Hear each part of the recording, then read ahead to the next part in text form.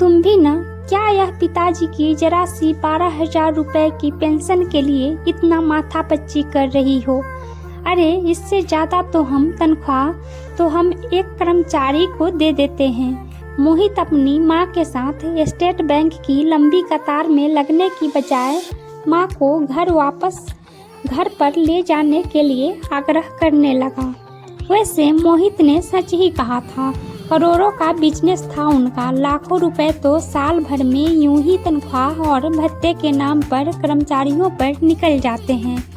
फिर मात्र 12,000 रुपए प्रति माह की पेंशन के लिए स्टेट बैंक की लंबी कतार में खड़े होकर पेंशन की औपचारिकता पूर्ण करने के लिए इतना समय व्यर्थ करने का क्या औचित्य। मोहित के पिता विशंबर नाथ जी का निधन पिछले माह ही बीमारी की वजह से हुआ था। वह लगभग 12 वर्ष पूर्व एक सरकारी स्कूल में प्राध्यापक पद से रिटायर हुए थे। तब से उनके नाम पर पेंशन आया करती थी।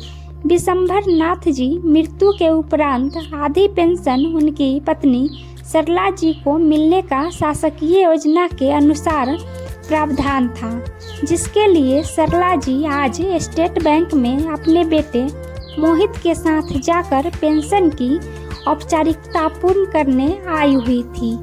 उस दिन मोहित के बेटे कुशाग्र का 8वां जन्मदिन था। उसने अपनी दादी से साइकिल की फरमाइश की थी।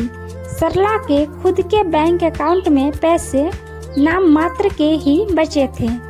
उनकी पेंशन अभी शुरू नहीं हुई थी, इसीलिए उन्होंने मोहित से 10,000 रुपए मांगे।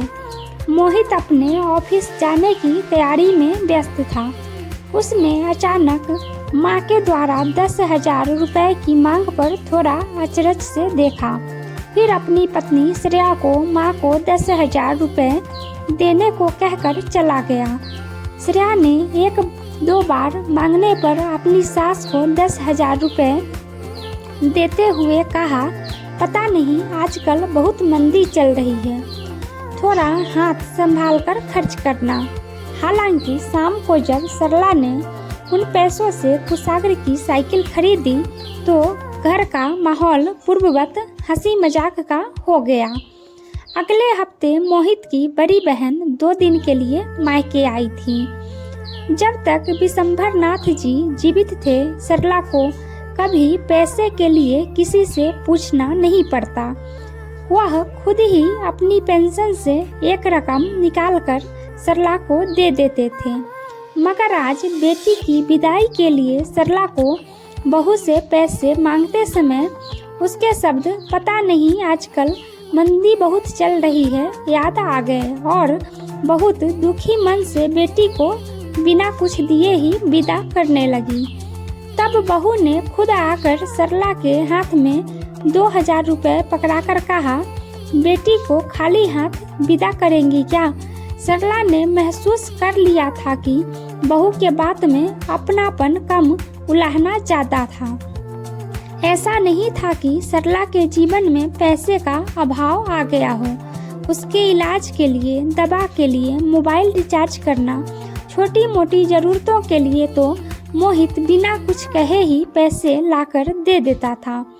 परंतु इसके अलावा सरला को जो भी खर्च करना होता, जैसे किसी मंदिर में दान करना, नौकरों को उनकी ज़रूरत या त्योहार पर पैसा देना या अपने रिश्तेदारों के आने पर उपहार देना जैसे छोटी मोटी ज़रूरतों के लिए मोहित उसे या बहू से पैसा मांगना स्वाभिमान को चोट करता था।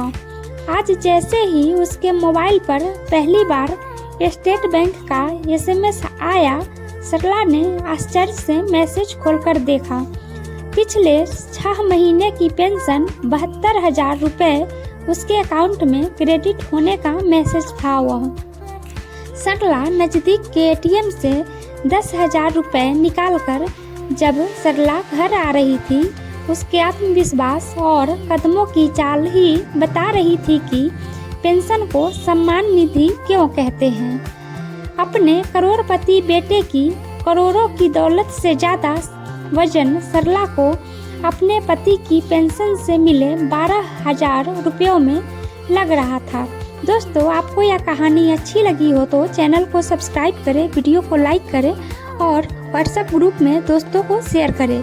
कमेंट बॉक्स में ज़रूर बताएं आपको यह कहानी कैसी लगी। बहुत बहुत धन्यवाद।